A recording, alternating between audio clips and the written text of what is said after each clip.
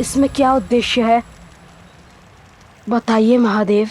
कार्तिकेय, इस समय, इस क्षण तुम शमशान की सीमा पर नहीं, अपितु दो संसारों की संगम बिंदु पर खड़े हो, संगम बिंदु पर खड़े हो, संगम बिंदु पर खड़े हो। और उस ओर के संसार में जीव कर्म, धर्म, पाप और पुण्य में उलझे रहते हैं, परंतु शिव का अस्तित्व तो वहां पर भी है पुत्र। और उस ओर के संसार में मोक्ष, पाप पुण्य की गणना, आकांक्षाओं से मुक्ति, संपूर्ण शांति है, सत्य है, भस्म है, और शिव भी है, और शिव भी है, और शिव भी है। और तुम्हारे पिता उस संसार से भी परिचित हैं और इस संसार से भी। तुम्हें यह ज्ञान मिलना आवश्यक था पुत्र, क्योंकि हर संसार, हर जीव में व्याप्त शिव तुम्हारा मन समझते हैं, तुम्हारे भाव, तुम्हारे विचारों से परिचित हैं कार्तिकेय। शिव पुत्र होने के जितने लाभ हैं, उतने ही हानि भी पुत्र। तुम्हारी परख बहुत अधिक कठोर है और मुझे बार बार उस कठोरता का भाग बनना पड़ता है, किंतु शिवांश हो, पुत्र हो मेरे, और हर पिता की भांति मैं तुमसे अपार प्रेम करता हूं कार्तिकेय, मैं तुमसे अपार प्रेम करता हूं कार्तिकेय, मैं तुमसे अपार प्रेम करता हूं कार्तिकेय। पुत्र का दुख शिव, इतना प्रेम पुत्र कि कई बार तो भय लगता है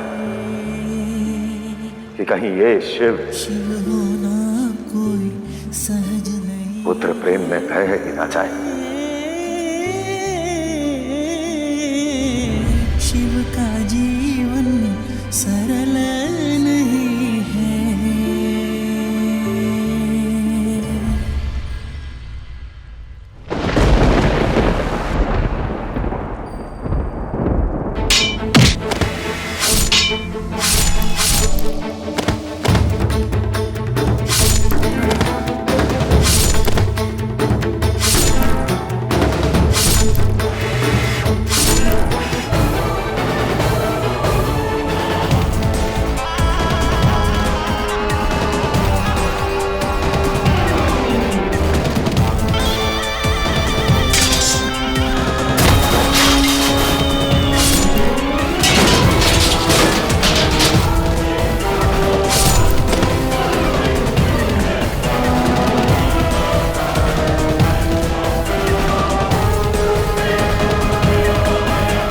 असुरराज, ऐसे तुच्छ योद्धाओं से हमारा द्वंद्व करवाकर हमारी वीरता को अपमानित किया है आपने। आपके ये वीर तो चीथड़ों के बांधी उड़ गए हमारी फुफकार से। यदि और भी कोई है जो हमारी परीक्षा लेना चाहता है तो सामने आए।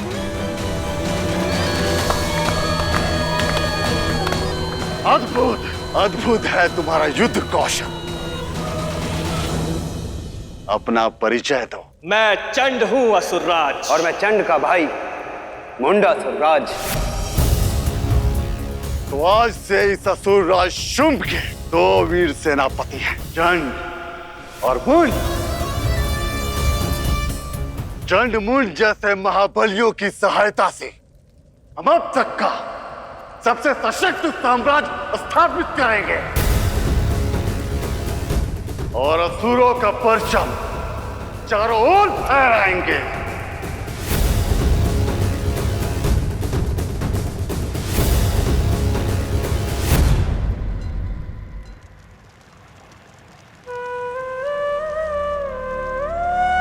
पीड़ा होती है।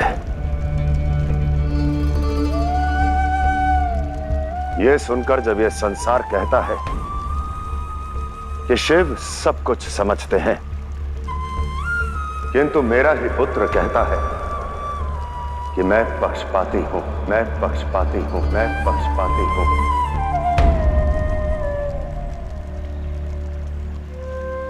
कार्तिकेय, तुम्हारी माता आदि शक्ति की सौगंध खाकर कहता हूं,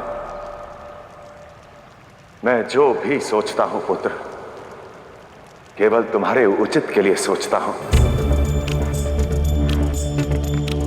इसलिए अपने मन के सभी भ्रम मिटा दो। केवल एक बात स्मरण रखो, मैं तुम्हारा पिता हूं और तुमसे अपार प्रेम करता हूं, तुमसे अपार प्रेम करता हूं, तुमसे अपार प्रेम करता हूं।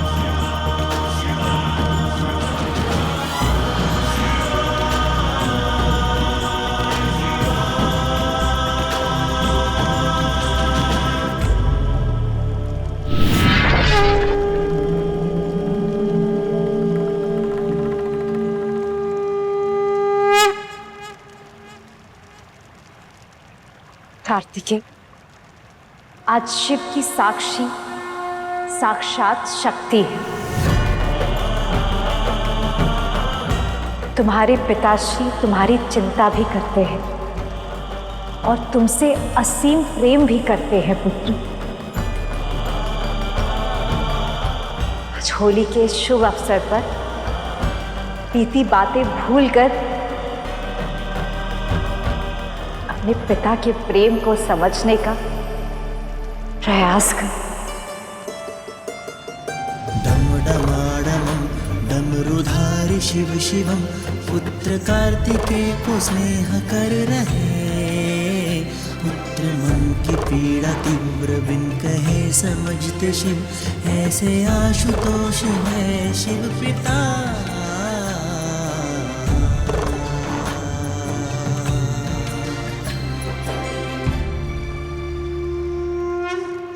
महादेव, मुझे क्षमा कर दीजिए। हाथ से आपकी हर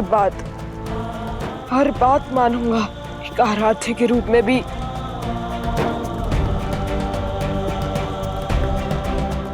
हर एक पिता के रूप में भी।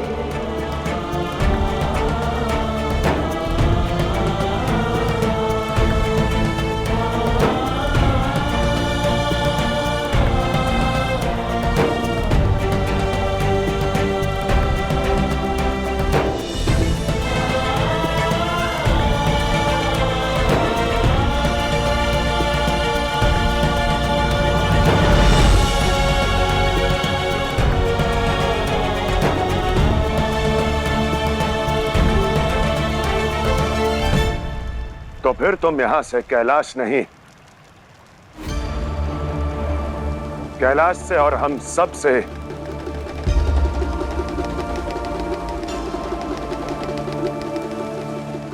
दूर चले जाओगे, दूर चले जाओगे, दूर चले जाओगे।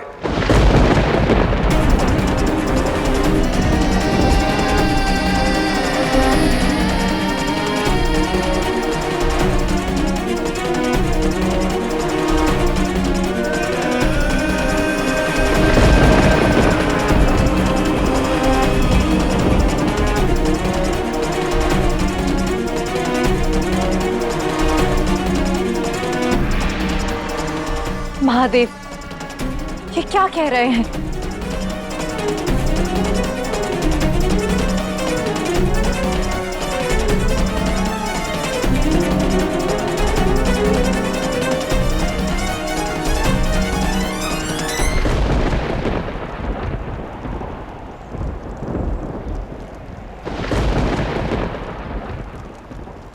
कार्तिकेय को जाना होगा देवी, कार्तिकेय को जाना होगा देवी, कार्तिकेय को जाना होगा देवी।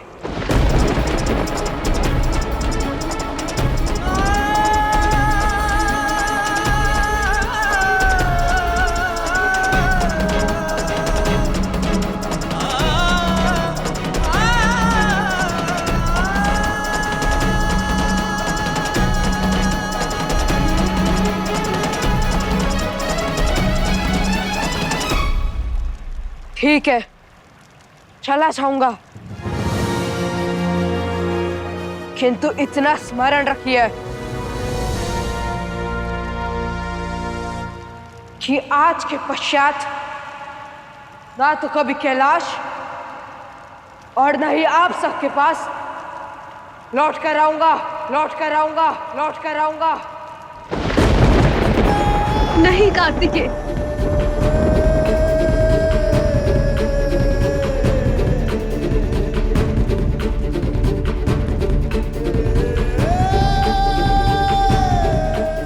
पुनः सोच लीजिए महादेव,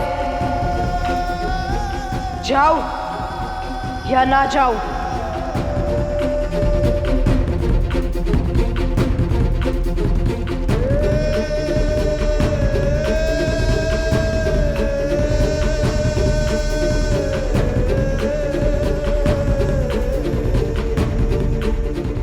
क्षण भर पहले अपने पिता को समझने की बात कर रहे थे कार्तिकेय, और अब मेरे ही निर्णय को स्वीकारने के स्थान पर मुझे चेतावनी दे रहे हो।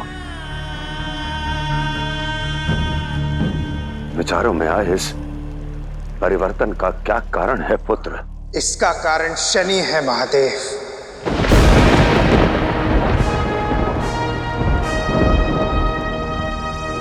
जिस पर भी शनि की वक्र दृष्टि पड़ती है, उसके बोलने, सुनने और समझने की क्षमता क्षीण हो जाती है।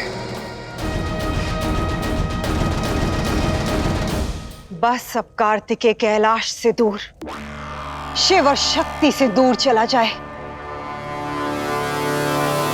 तो परिवार से बिछड़ने का जो वियोग मैं वर्षों से सह रही हूं, वो महादेव और पार्वती भी सहेंगे।